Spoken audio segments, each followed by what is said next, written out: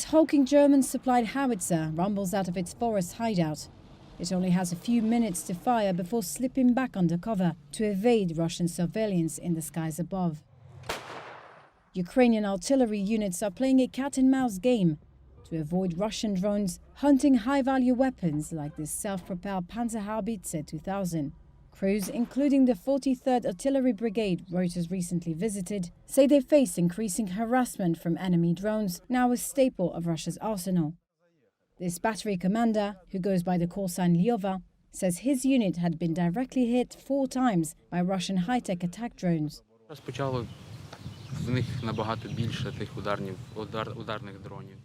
They use a lot more strike drones, like Privet 82. They have different variations of Lancet drones, which were upgraded. They have cumulative high-explosive warheads. There were attacks before, but not the same amount. Now it's really scary. Western-supplied artillery, like the German howitzer, is a priority target for Moscow. It has pledged to focus its strikes on these types of weapons. Senior battery officer Andriy Stavnichi. The situation has become more difficult because they have a lot of electronic warfare equipment. They don't allow our birds to fly over their territory.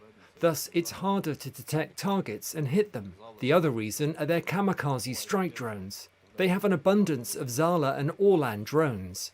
Sometimes it happens that there's lots of work for the day, but we can't move because something is always flying above. If these birds could be shot down or jammed, we'd be more effective and could work more.